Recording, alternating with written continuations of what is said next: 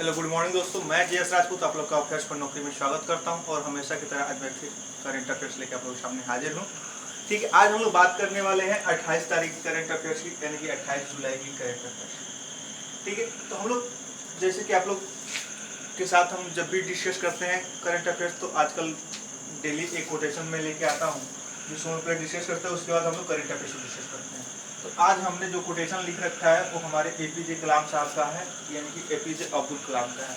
ठीक है, जो भारत के क्या राष्ट्रपति रह चुके हैं और इस दुनिया से भी जा चुके हैं। ठीक है, इसी 25-26 तारीख जुलाई में उनका स्वर्गवास हो गया था, जिनको मिसाइल मैन के नाम से भी इंडिया में जाना जाता है।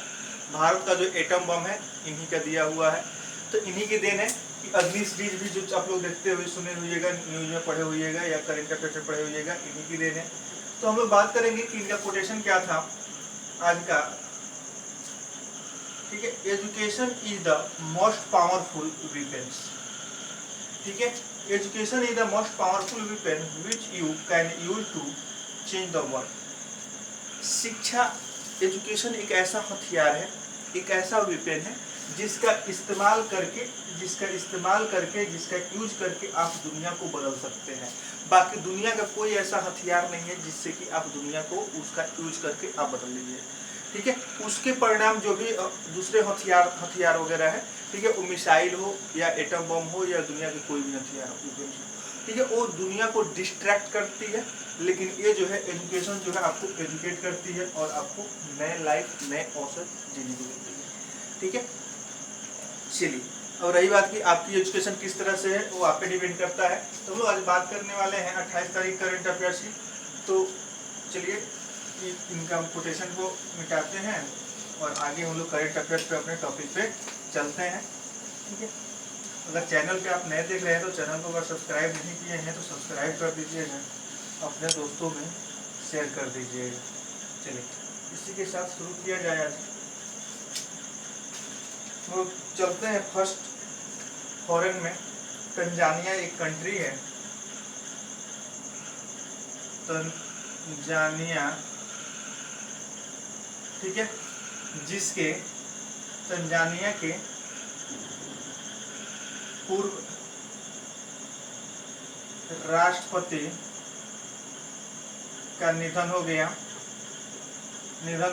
इनका नाम क्या था, थोड़ा सा हल्का चल रहा है, तो इनका निधन हो गया। इनका नाम क्या था, तो इनका नाम था बेंजामिन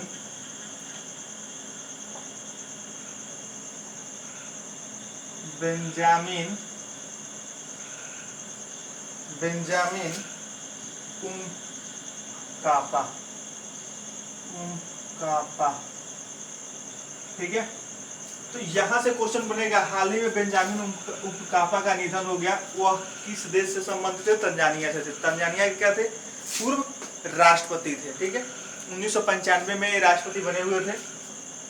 नेक्स्ट बात करेंगे लोग कि इसकी राजधानी कहाँ है। राजधानी कहाँ है, तो इसकी राजधानी है आपको डोडोमा। कहाँ? डोडोमा। तो याद रखिएगा, यहाँ डोडोमा को आप डोडोमा से याद रख सकते हैं। नेक्स्ट करेंसी इसकी क्या है, मुद्रा इसकी क्या है, तो यहाँ की मुद्रा है तंजानियाई शिलिंग। क्या? शिलिंग। ठीक है, चलिए नेक्स्ट हम लोग बात करेंगे। भारतीय रिजर्व बैंक ने, RBI ने या भारतीय रिजर्व बैंक ने श्रीलंका के साथ 400 मिलियन डॉलर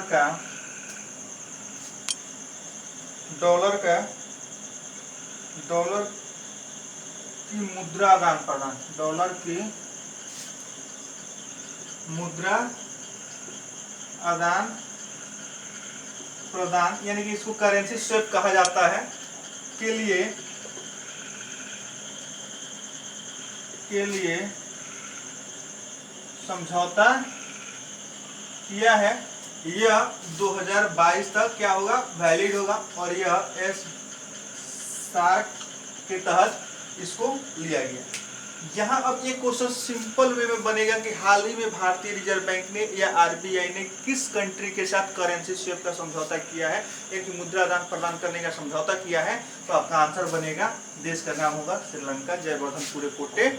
और इसकी कल के हम लोग वीडियो में चर्चा किए थे कि इस देश की एक क्रिकेट प्लेयर ने क्या किया है, संन्यास लेने की घोषणा कर दी है।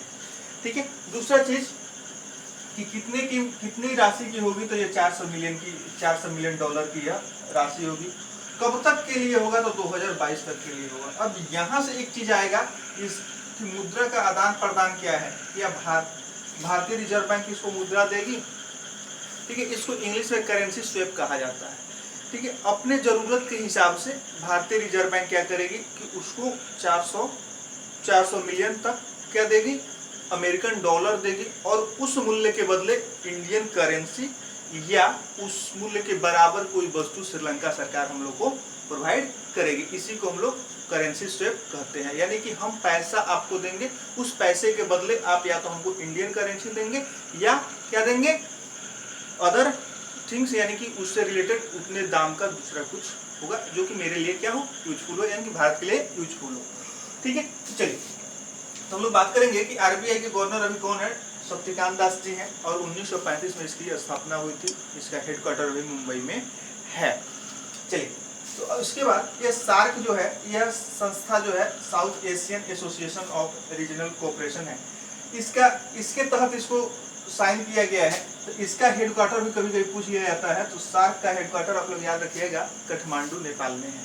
ठीक है, कहाँ है, काठमांडू नेपाल में है। चलिए आगे हम लोग बात करेंगे, श्रीलंका के मुख्यमंत्री कौन है, सॉरी श्रीलंका के प्रधानमंत्री कौन है। ठीक है, और श्रीलंका के राष्ट्रपति कौन है। ठीक है, आप लोग कमेंट में हमको बताइएगा कि श्रीलंका के राष्ट्रपति और श्रीलंका के प्रधानमंत्री कौन है। चलिए आगे हम लोग बात करेंगे नेक्स्ट जी न्यूज पे, खेलो इंडिया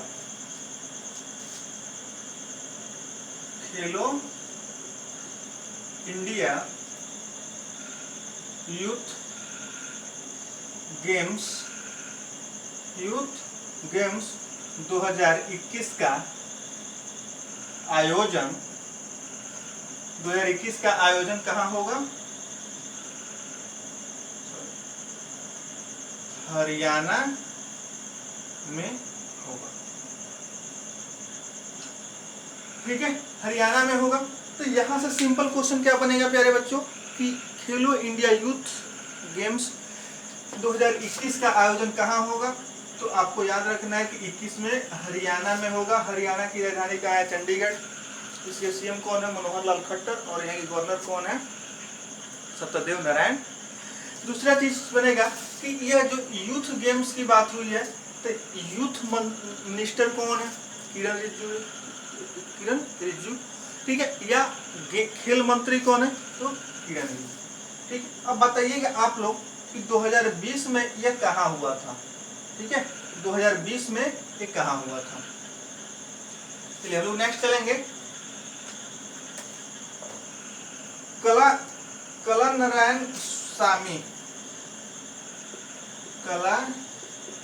नारायण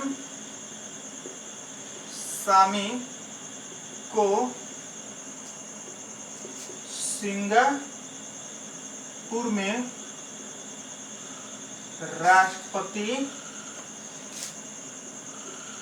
पुरस्कार से सम्मानित किया गया है। ठीक है, याद रखिएगा कि कला नारायण सामी को क्या किया गया है, सिंगापुर में राष्ट्रपति पुरस्कार से सम्मानित किया गया है। ठीक है, यह पर्सन ऑफ इंडियन ओरिजिन है, यह PIO है। ठीक है, यानी कहने का मतलब कि भारतीय मूल के नागरिक है जिनको सिंगापुर में क्या दिया गया है, राष्ट्रपति पुरस्कार से नवाजा गया है, सम्मानित किया गया। और ये क्या है, नर्स है। ठीक है, तो नर्स, विश्व नर्स दिवस की जब बात आएगी, जब नर्स की बात आएगी तो हम लोग बात कर लेंगे विश्व नर्स दिवस कब मनाया जाता है, आपको याद होगा 12 मई को। ठीक है, विश्व नर्स दिवस 12 मई को मनाया जाता है।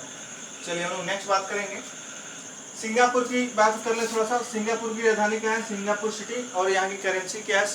सिंगापुरी डॉलर। ठीक है, यह सीधे याद रखिएगा डॉलर। सिंगापुरी क्या केला मत समझिएगा। चलिए नेक्स्ट हम लोग बात करेंगे जम्मू कश्मीर में। जम्मू कश्मीर में सड़कों को सुधारने हेतु, जम्मू कश्मीर में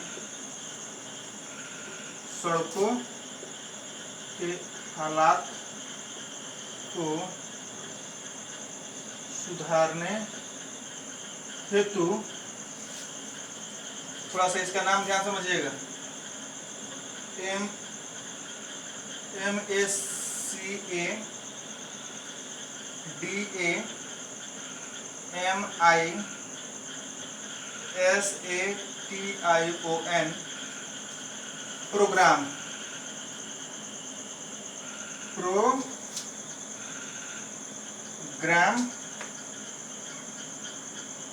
की शुरुआत की गई है। ठीक है, ये कहने मतलब कि जम्मू कश्मीर में जो भी सड़कों का हालत खराब है यानी कि दुर्दशा है, उनको सुधारने के लिए क्या किया गया है? तो मकाडा मिशन, ठीक है, मैगडेशन प्रोग्राम शुरू किया गया है, जिसमें क्या किया जाएगा? 11,000 किलोमीटर तक का सड़क सुविधा वहां सुधारा जाएगा। ठीक है, तो आप लोग को याद होगा कि जम्मू कश्मीर पहले क्या हुआ करता था? पहले एक स्टेट हुआ करता था जिसमें 370 धारा लागू था। उसको समाप्त करके 31 अक्टूबर 2019 को इसको क्या किया गया? केंद्र शासित प्रदेश का दर्जा दे दिया गया।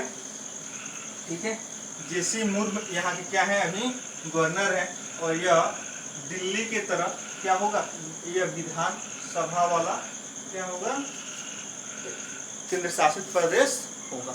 ठीक है, दिल्ली में भी विधानसभा है, उसी तरह से जम्मू कश्मीर में भी विधानसभा वाला ही केंद्र शासित प्रदेश क्लियर किया गया। 2018 का रजत पदक, देखिए कितना इंटरेस्टेड न्यूज है। 2018 का पूरा एशियन गेम्स 2018 का रजत पदक गोल्ड में तब्दील हुआ। ठीक है, अब यहाँ से एक चीज समझिएगा कि ज्यादा दिमाग मत लगाइएगा, क्योंकि ये मत समझिएगा कि यहाँ पहले रजत पदक था तो गोल्ड में कोई क्या कहते हैं चमत्कार वगैरह हुआ और एक क्या था रजत से गोल्ड हो गया। ठीक है, ये बात मत समझिएगा। यहाँ हुआ कि यह जो था आपको बहरीन के अगेंस्ट में मिला हुआ था, बट इस गेम में थोड़ा सा कुछ घोटाला वगैरह हुआ, कुछ फर्जीवाड़ा हुआ, तो उसको चेक करने के बाद, उसको क्लियरिफिकेशन करने के बाद बहरीन को क्या किया गया? अयोग्य घोषित कर दिया गया। यानी कि बहरीन ने जो जीता था वो किससे बल पे जीता था? यानी कि उसमें कुछ धोखाधड़ी, कुछ फर्जीवाड़ा के माध्यम से जीता था। ठीक है, तो ये होने के बाद तो भारत 2 नंबर पर था, तो रजत पदक मिला था इसको। तो जब ये अयोग्य हो गया, अयोग्य हो गया, यानी कि उसके एबल नहीं था, तो क्या किया गया? भारत को जो रजत मिला था वो गोल्ड में तब्दील हो गया, यानी कि भारत उसमें गोल्ड विजेता हो गया। यह किसमें की बात की गई? तो 400 मीटर रेस में यह हुआ। ठीक है, चलिए नेक्स्ट हम लोग बात करेंगे भारत द्वारा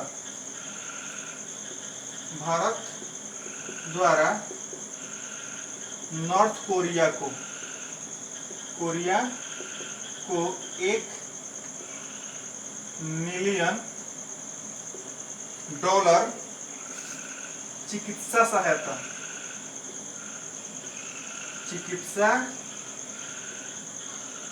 सहायता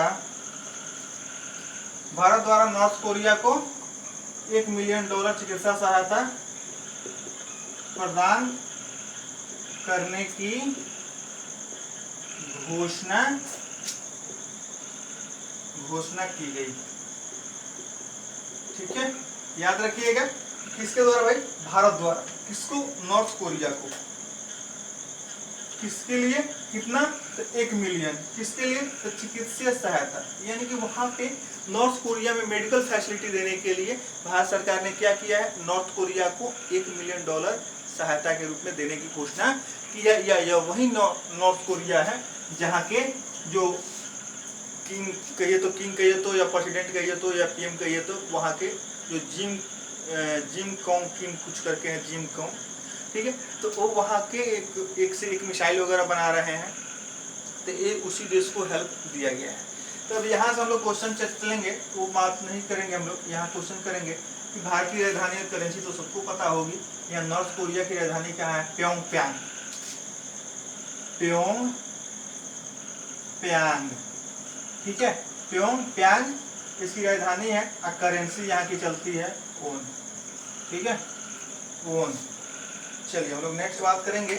उससे पहले कि आप लोग क्या कीजिए कि चैनल पे अगर नए देख रहे हैं तो सब्सक्राइब नहीं किए हैं तो सब्सक्राइब कर दीजिएगा, अपने दोस्तों में शेयर कर दीजिएगा, ठीक है। चलिए आगे हम लोग चलते हैं।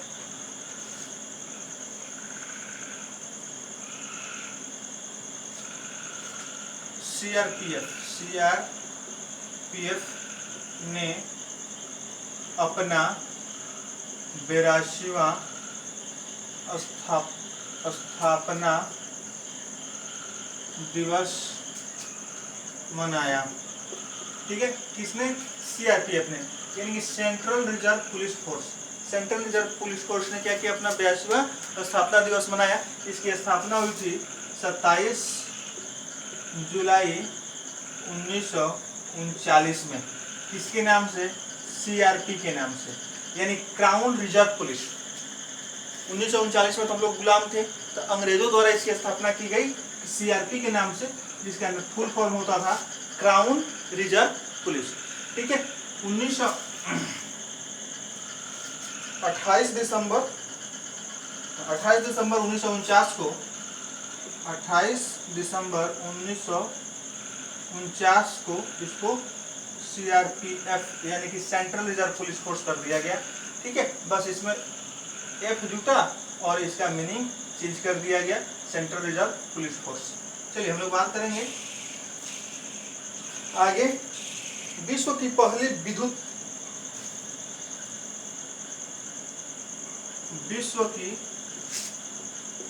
पहली विद्युत डबल डेकर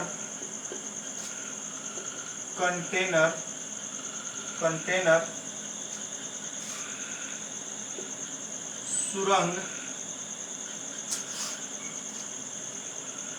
सुरंग हरियाणा भारत में बनेगा, ठीक है। अब यहाँ से बात समझिएगा कि विश्व की पहली विद्युत, यहाँ बात समझिएगा, विद्युत डबल डेकर कंटेनर ट्रेन, यानी कि कंटेनर भी डबल, यानी कि 2 फेज में भी कंटेनर हो तो आसानी से इस सुरंग से पार कर पाए। इसके लिए कहाँ बन रहा है? तो आपको एक हरियाणा में बन रहा है, ठीक है। ये क्वेश्चन बहुत इंपॉर्टेंट है, ठीक है। बैंक में आए या ना आए, रेलवे में जरूर आएगा। चलिए नेक्स्ट हम लोग बात करेंगे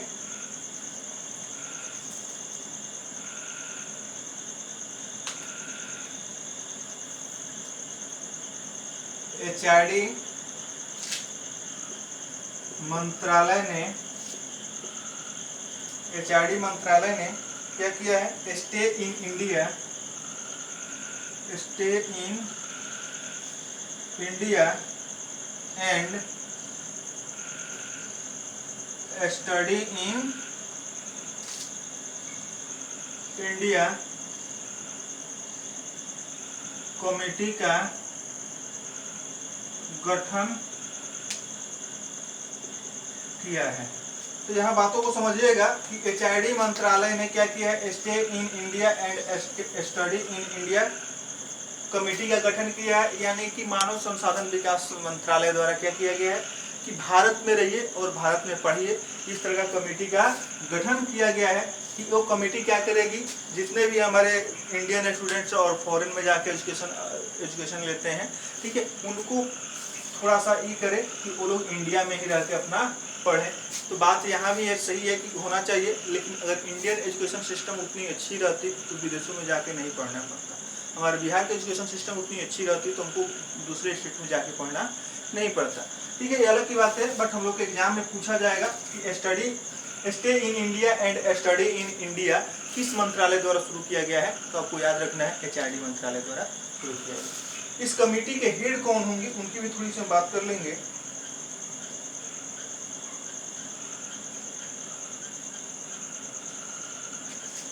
VP सिंह, VP सिंह इसके हेड होंगे। चलिए हम लोग नेक्स्ट बात करेंगे। बस लास्ट ही है आप लोग के लिए, 1-2 न्यूज और है, ज़्यादा आप लोग को मैं बोर नहीं करूँगा। बहुत बच्चे कहीं पूरा भी वीडियो मेरा नहीं देख पाते हैं। देखिए, कोई भी चीज़ हो आप लोग पूरा देखिएगा तभी उस देखने का फ़ायदा आपको मिल पाएगा। हो सकता है कि कहीं अभी जो मैं लास्ट वाला लिखने जा रहा हूँ यहीं आपके एग्जाम में आ जाए। आई बात समझ में? तो घबरा के 2 मिनट देख के छोड़ने से बात नहीं चलेगी। चलिए चलते हैं अब दिल्ली में। दिल्ली सरकार ने क्या किया है भाई, रोजगार बाजार, रोजगार बाजार पोर्टल शुरू किया है। यानी कहने का मतलब कि आप अगर दिल्ली में हैं, आज जॉब वगैरह ढूंढ रहे हैं, तो इस पोर्टल के माध्यम से आपको जॉब मिलने में आसानी होगी।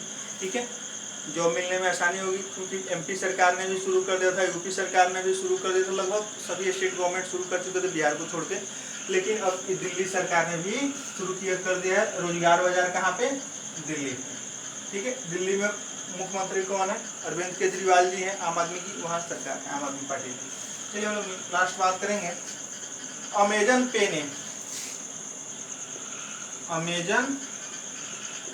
ने वाहन बीमा हेतु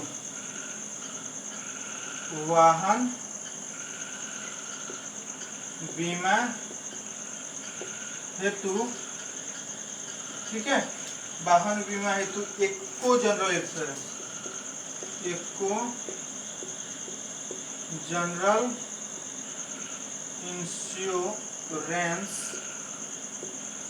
इंश्योरेंस के साथ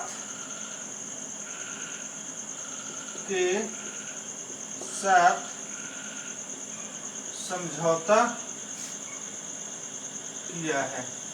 बहुत सिंपल वे में याद रखिएगा कि अमेजन पे यानी कि अमेजन कंपनी का जो वॉलेट है, ठीक है, कि किसी को जैसे फ़ोन पे आपका काम करता है उसी तरह से अमेजन पे भी काम करता है। तो अमेजन पे ने क्या किया है, वाहन बीमा हेतु यानी कि आपकी जो भी गाड़ी वगैरह का इंश्योरेंस होता है उसके लिए क्या किया है, तो इको जनरल इंश्योरेंस के साथ समझौता किया है। तो यहाँ से क्वेश्चन बनेगा कि अमेजन पे ने वाहन बीमा हेतु किस कंपनी के साथ समझौता किया है, तो इको जनरल इंश्योरेंस के साथ समझौता किया है। इसी के साथ जय हिंद, जय Bharat. Thanks for watching my video.